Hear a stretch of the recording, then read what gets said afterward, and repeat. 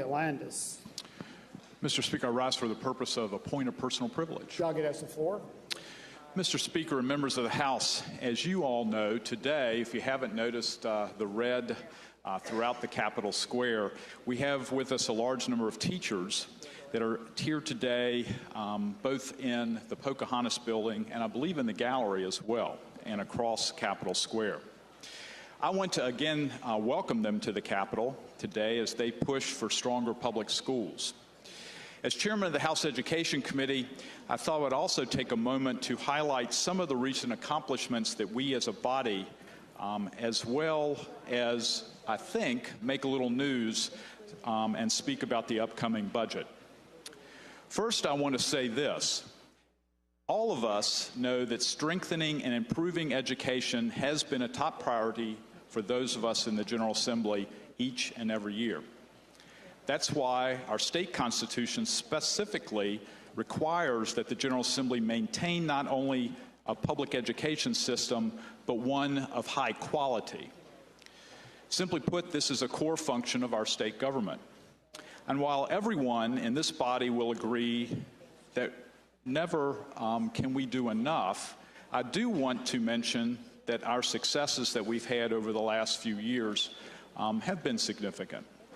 I hear over and over again from teachers they all too often feel like they are teaching to test and not allowed the time to teach their students. In recent years, the General Assembly has made major reforms to our standards of learning, reducing from 22 to 17 the number of tests students must take before high school. We also have passed legislation allowing for expedited retakes. Under the reforms, SOL scores have improved significantly. In 2017, Virginia students again outperformed nationwide peers on the 2017 National Assessment of Education Progress, or NAEP, scores. We've invested over $1 billion in new money toward K-12 education since the Great Recession. And just last year, the budget included $98 million more than the governor originally proposed for K-12 education, but targets the money to the classroom and gives our local leaders more flexibility. We fully funded the re-benchmarking and increase of $480 million for local school systems in the budget. Now, this is a sizable investment that will make sure Virginia's public school systems are preparing our young people to go to college or to get the training they need so they can find good-paying jobs. Last year, we also addressed the issue of our teacher shortage, making the process more streamlined and extending the teacher's license process or license from 5 to 10 years. And Mr. Speaker, I want to commend you for last year forming the bipartisan Select Committee on School Safety and to focus on keeping our students, teachers, and school staff safe while they're in our schools. And Mr. Speaker, I'm proud to serve on that Select Committee. The committee presented a comprehensive final report with 24 priority recommendations to make our students and schools safer through threat prevention, counseling realignment, and increased mental health services, and increased training for school personnel and school security. Nearly a dozen pieces of legislation were a direct result of the Select Committee, and they're already making their way through the legislative process, as you all know, and a number have already passed this body. Now, for a second, let me talk about teacher pay. And again, this is an area where everyone in this body will admit that we can probably never do enough to compensate our teachers. And I told you I wanted to make a little bit of news this morning as well. Well, thanks to Chairman Jones and the members of the House Appropriations Committee that I have the honor of serving as Vice Chairman, and the work that we are doing, and you will see the work we have done at the end of this week, I'm proud to announce that the House budget this year will again include a pay raise for teachers.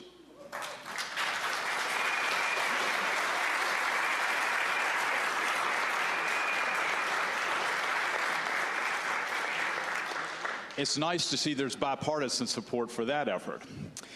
Mr. Speaker, the House budget will include a 5% pay raise, but it will do it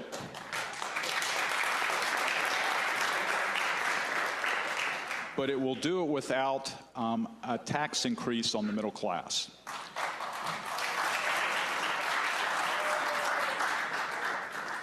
Mr. Speaker, under the conservative leadership of the House of Delegates, that will be the 4th teacher pay raise in the last 6 years.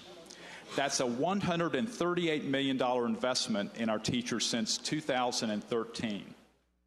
Our pay raise, however, will give more flexibility to localities, and unlike the pay raise that was included in the governor's proposed budget, ours will focus and not force our local schools and school districts to adopt an all-or-nothing approach for matching for the purposes of funding the pay raise.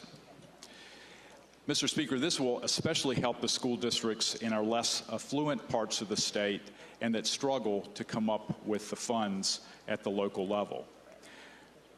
So in closing, Mr. Speaker, I'm proud to be able to make that announcement on behalf of the Appropriations Committee, and especially, again, want to thank Chairman Jones for his leadership. But in closing, Mr. Speaker, I want to say to all the teachers in the gallery and across Capitol Square, please know that we have the utmost respect for you. This body does, and I think each and every one of us in this House respects the work that you do and the focus that you have in educating our young people, the next generation of Virginians. Mr. Speaker, I think I speak on behalf of the entire body when I say I want to thank them once again for the work that they do in educating our students. And Mr. Speaker, I thank you.